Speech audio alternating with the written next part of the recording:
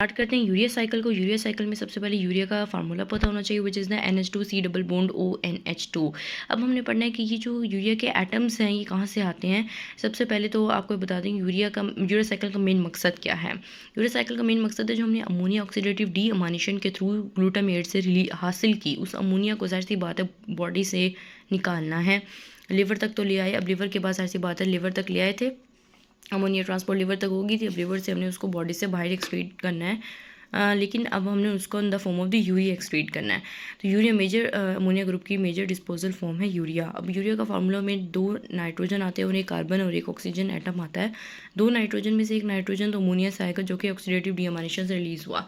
ये वाला रिएक्शन देख रहे हैं, इसमें ग्लूटामेट ने अमोनिया को रिलीज किया। ये अमोनिया जो है ये एक नाइट्रोजन के एटम का सोर्स है यूरिया के। दूसरे नाइट्रोजन के एटम का सोर्स जो हमने पिछले वीडियो में ट्रांसअमाइनेशन रिएक्शन को पढ़ा था, विच इज़ द एस्पार्टेट बनाया था हमने through the transamination reaction with the help of the aspartate amino transferase. तो ये aspartate second atom of the nitrogen का सोर्स है यूरिया के। अब जो यूरिया में कार्बन और ऑक्सीजन है वो SCO3 कार्बन डाइऑक्साइड से आते हैं, CO2 और SCO3 से ड्राइव्ड होते हैं। तो याद रखिएगा कि ये नाइट्रोजन के सोर्स भी पढ़ लिया, कार्बन और ऑक्सीजन को भी हमने पढ़ लिया। अब यूरिया के सिंथेसिस के 2 रिएक्शन हैं, 2 रिएक्शन होते हैं माइटोकॉन्ड्रियल मैट्रिक्स में और बाकी जो है वो साइटोसोल के अंदर होते हैं।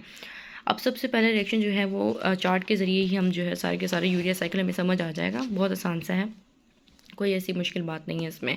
सबसे पहले हमने आपको भी बताया कि SCO3 जो है वो कार्बन डाइऑक्साइड और ऑक्सीजन प्रोवाइड करे यूरिया साइकिल में, और NH3 का एक नाइट्रोजन हमें यूरिया का एक नाइट्रोजन प्रोवाइड करेगा, जबकि दूसरा नाइट्रोजन जो है यहाँ एस्पार्टेट आएगा जो कि आगे जाके रिएक्शन में ऐड होगा। अभी ऐड नहीं होगा, अभी सिर्फ और सिर्फ अमोनिया की ज़रूरत है तो वही हम ऐड करेंगे और 2 ATP यहाँ पे इस्तेमाल होंगे। तो ये 3 चीज़ें हमारे पास रिएक्शन को इनिशिएट करवाएंगी। ये माइटोकॉन्ड्रियल मैट्रिक्स है और ये साइटोसोल है, ठीक है। तो 2 रिएक्शन माइटोकॉन्ड्रियल मैट्रिक्स में होंगे, बाकी साइटोसोल में होंगे। तो पहले रिएक्शन यहाँ से स्टार्ट करते हैं, लेट स्टार्ट।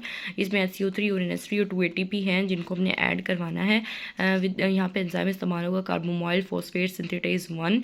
ATP जो 2 ATP एंड 2 ADP और PI में कन्वर्ट हो गई, यानी फॉस्फेट रिलीज हो गया और कार्बोमाइल फॉस्फेट बन गया।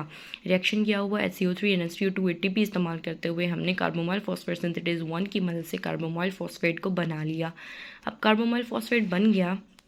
अब कार्बोमाइल फॉस्फेट का जो कार्बोमाइल पोर्शन है ना, कार्बोमाइल पोर्शन वो ऑर्निथीन को ट्रांसफ़र हो जाएगा by the help of the ornithine transcarbamoylase, और इसमें इनऑर्गेनिक फॉस्फेट रिलीज होगा इस रिएक्शन में। और ऑर्निथीन ट्रांस कार्बोमाइलेज को जब ये वाला जो एंजाइम है जब ऑर्निथीन को carbamoyl portion of the carbamoyl phosphate provide करेगा तो ऑर्निथीन कन्वर्ट हो जाएगा एल सिट्रोलिन के अंदर।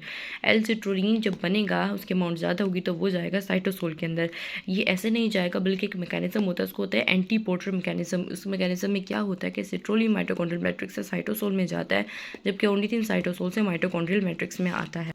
तो ये पूरा मैकेनिज्म होता है, इसके थ्रू जो है जो सिट्रोलिन है वो यहाँ साइटोसोल में आ जाता है, ऑर्निथीन माइटोकॉन्ड्रियल मैट्रिक्स में आ जाता है। और अब स्टार्ट करते हैं। एल यहाँ पे एल क्यों लिखा गया? एल इसलिए लिखा गया क्योंकि आपको बताया था मैंने कि ये जो एल आइसोमर्स ही होते हैं जो प्रोटीन कैटाबॉलिज्म हमारे जो कैटाबॉलिज्म में इस्तेमाल हो रहे होते हैं, ज़्यादातर एल आइसोमर्स ही होते हैं, ठीक है। तो ये एल सिट्रोलिन यहाँ चला गया, यानी एल सिट्रोलिन का मुराद है इसकी जो ये जो मतलब है इसकी जो कॉन्फ़िगरेशन है वो एल फॉर्म है, ठीक है।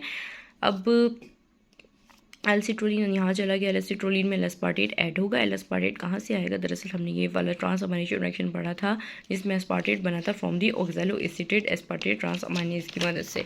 ये वाला रिएक्शन आपने एस्पार्टेट ट्रांसअमाइनेज की मदद से पढ़ा होगा। इसमें एस्पार्टेट बनता है, ग्लूटामेट अपना अमाइनो ग्रुप ऑक्सैलोएसिटेट को देकर एस्पार्टेट बना देता है और जो ग्लूटामेट कन्वर्ट हो जाता है अल्फा कीटोग्लूटारेट के अंदर एस्पार्टेट अमाइनो ट्रांसफरेज की मदद से। तो अब ये एस्पार्टेट वहाँ से आया। अब ऑक्सैलोएसिटेट कहाँ से मिल रहा है ये भी मैं आपको भी बताती हूँ थोड़ी देर बाद। एस्पार्टेट आ गया, एस्पार्टेट सिट्रोलिन में ऐड होगा और बन जाएगा argininosuccinate with the help of the argininosuccinate synthetase, और इसमें ATP का एक मॉलिक्यूल इस्तेमाल हो जाएगा। अब आर्जिनोसक्सिनेट जो बना है उस पर आर्जिनोसक्सिनेट लाइएज एक्ट करेगा। अब ये लाइएज एक्ट करेगा, उसे कन्वर्ट कर देगा एल आर्जिनिन में और फ्यूमरेट में, और फ्यूमरेज की मदद से कन्वर्ट हो जाएगा मेलेट में। अब मेलेट क्योंकि साइटोसोल के अंदर है तो मेलेट डिहाइड्रोजनेज इसकी क्या करवा देगा, मेलेट डिहाइड्रोजनेज आएगा और मेलेट को ऑक्सीडाइज करके ऑक्सैलोएसिटेट में कन्वर्ट कर देगा। तो ऑक्सीडेशन हो जाएगी ऑक्सैलोएसिटेट में इसकी, फिर ऑक्सैलोएसिटेट भी इस ट्रांसफॉर्मेशन रिएक्शन में इस्तेमाल होता रहेगा, यानी यहाँ से मेलेट बनता रहेगा, यह मेलेट ऑक्सैलोएसिटेट में कन्वर्ट होता रहेगा और ऑक्सैलोएसिटेट ट्रांसफॉर्मेशन के थ्रू एस्पार्टेट प्रोवाइड करता रहेगा और एस्पार्टेट जो इस रिएक्शन में दोबारा से इस्तेमाल होता रहेगा। ये सारा हो गया। आर्जिनिन तक बना लिया था हमने। आर्जिनिन में आर्जिनीज एक्ट करेगा, आर्जिनिन पे एक्ट करके यूरिया बनाएगा और ओनेथिन बनाएगा। यानी आर्जिनिन से क्या रिलीज़ होगा, यूरिया और ओनेथिन। तो यूरिया के अंदर दो नाइट्रोजन थे, एक नाइट्रोजन एस्पार्टेट से आया और दूसरा नाइट्रोजन जो है वो हमारे पास वहाँ से NH3 अमोनिया से आया, तो यूरिया बन गया। अब यूरिया की जो फॉर्मेशन होती है इसके आगे क्या होता है, यूरिया का फेट होता है कि लिवर में बना था, अब लिवर से डिफ्यूज़ होकर या तो ब्लड के जरिए किडनीज़ में जाके किडनीज़ में यूरिन में एक्सक्रीट हो जाएगा, या फिर यूरिया का कुछ पोर्शन जो है ब्लड से इंटेस्टाइन में चला जाएगा। इंटेस्टाइन में प्रेजेंट होते हैं बैक्टीरियल यूरिएज, इंटेस्टाइन में यूरिएज इसको कन्वर्ट कर देगा CO2 और अमोनिया में। अमोनिया जो है वो फिर वो इंटेस्टाइन से थोड़ा सा फीसिस में लूज भी हो सकता है, लॉस भी हो सकता है, और या फिर ब्लड भी वापस रीअब्जॉर्ब भी हो सकता है। जिन पेशेंट्स में किडनी फेलियर होता है ना, उसमें यूरिया का लेवल एलिवेट हो जाता है। कैसे? क्योंकि एक तो यूरिया बॉडी से निकल नहीं सकता, तो यूरिया का लेवल ज़ाहिर सी बात है एलिवेट होगा। जब यूरिया का लेवल एलिवेट होगा तो ज़्यादा से ज़्यादा यूरिया जो है वो ब्लड से इंटेस्टाइन में जाना शुरू हो जाएगा। इंटेस्टाइन में प्रेजेंट होंगे बैक्टीरियल यूरिया, जो कि उसकी इतनी ज़्यादा अमाउंट को यूरिया की अमोनिया में कन्वर्ट कर जाएंगे, तो हाइपर अमोनिया हो जाएगा। इन पेशेंट्स में हाइपर अमोनीमिया हो जाएगा। तो हम बैक्टीरिया की इस तादाद को कम करने के लिए एंटीबायोटिक्स का इस्तेमाल करते हैं, ताकि जो है ये बैक्टीरिया जो है कन्वर्ट ना कर सके इसको CO2 और अमोनिया में। अब N-एसिटाइल ग्लूटामेट जो है ये कार्बोमाइल फॉस्फेट का पॉजिटिव एलोस्टेरिक इफेक्टर, हम ये कह सकते हैं कि इसकी मदद से जो है ना क्या होता है, यहाँ पे लिखा हुआ है N-एसिटाइल ग्लूटामेट एसेंशियल एक्टिवेटर है CPS1, जो पहला एंजाइम है जो कि रेट लिमिटिंग स्टेप है, जिसमें हमारे पास कार्बोमाइल फॉस्फेट बनता है with the help of the carbamoyl phosphate synthetase 1।